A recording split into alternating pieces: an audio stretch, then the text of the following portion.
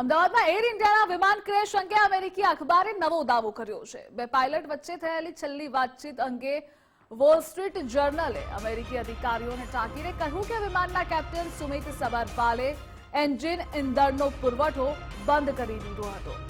Cockpit રેકોર્ડિંગના આધારે દાવો કરાયો છે કે બોઇંગ વિમાન ઉડાડી રહેલા તો પાયલટ ક્લાઇવ કુંદરે કેપ્ટન સુમિત સબરવાલને પૂછ્યું, તમે ફ્યુઅલ સ્વિચને કટ ઓફ કેમ કરી? પ્રશ્ન પૂછતી વખતે કો પાયલટે આશ્ચર્યચકિત થયો, તે ગભરાઈ ગયો જ્યારે કેપ્ટન સુમિત શાંત દેખાતા હતા। જોકે આ રિપોર્ટ પર ભારતના એરક્રાફ્ટ એક્સિડન્ટ ઇન્વેસ્ટિગેશન બ્યુરો, નાગરિક ઉડ્ડયન મહાનિદેશાલય અને એર ઇન્ડિયાની પ્રતિક્રિયા સામે નથી આવી અને આ જ મુદ્દે સહયોગી વિજય પણ જોડાયેલા છે। વિજય, એર ઇન્ડિયાના વિમાન ક્રેશ અંગે અમેરિકી અખબારે એક નવો જ દાવો કર્યો છે, એ છે શું? બિલકુલ, જે 12 જૂનના રોજ અમદાવાદની અંદર જે લંડન જતું એર ઇન્ડિયાનું AI-171 જે ક્રેશ થવાની ઘટના બની હતી તેની અંદર જે પ્રાથમિક તપાસ રિપોર્ટ આવ્યા બાદ હવે દિન પ્રતિદિન તેમાં એક અલગ પ્રકારના જ દાવાઓ કરવામાં આવી રહ્યા છે। 5 દિવસ અગાઉ જ્યારે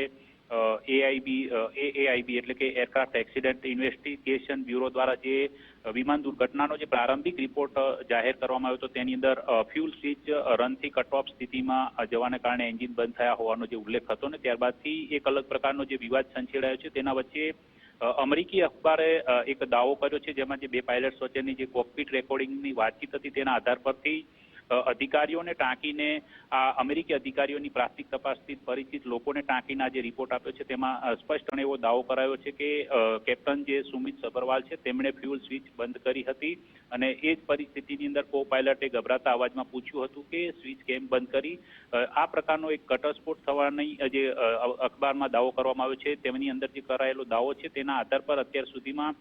કોઈ પણ પ્રકારની જે પ્રતિક્રિયા છે તે નથી આવી। જોકે જોવાનું એ રહેશે કે આખરે આ જે ઘટના બની હતી એ ઘટનાની અંદર જે અખબાર દ્વારા દાવો કરવામાં આવી રહ્યો છે એ દાવો સાચો છે કે ખોટો તેને લઈને અત્યાર સુધીમાં કોઈ પણ પ્રકારે જે પ્રતિક્રિયા અત્યારે જે DGCA કે બોઈંગ અથવા એર ઇન્ડિયાની આવી જોઈએ તે નથી આવી, પરંતુ બીજી તરફ જે પાયલોટ એસોસિએશન છે તેના દ્વારા પણ વિરોધ કરાયો છે કે કોઈ પણ પ્રકારની પારદર્શક તપાસ વિના જે પાયલટ્સને સીધી રીતે જવાબદાર ઠેરવવાની જે ઉતાવળ છે તે ન હોવી જોઈએ। આ ઉપરાંત જે બોઈંગ વિમાનોની જે ચકાસણીની જે ફ્યુઅલ સ્વિચિંગની વાતચીત હતી તે અંગે જે એર ઇન્ડિયાએ પણ દાવો કર્યો છે કે તમામ વિમાન સુરક્ષિત છે, કોઈ પણ પ્રકારની ખામી અત્યાર સુધીમાં જે જોવા મળી નથી કે જે ફ્યુઅલ કંટ્રોલ સ્વિચના લોકિંગ ફીચરની તપાસ છે તે તમામ 787 સિરીઝના વિમાનોની ચકાસણી પૂર્ણ થઈ, પરંતુ હવે વોલ સ્ટ્રીટ જર્નલે જે દાવો કર્યો છે તે દાવો કેટલો સત્ય છે તે અંગે કોઈ પણ પ્રતિક્રિયા સત્તાવાર રીતે આવે ત્યારબાદ સ્પષ્ટ થશે। જી વિજય, જોડાવા બદલ આભાર આપનો।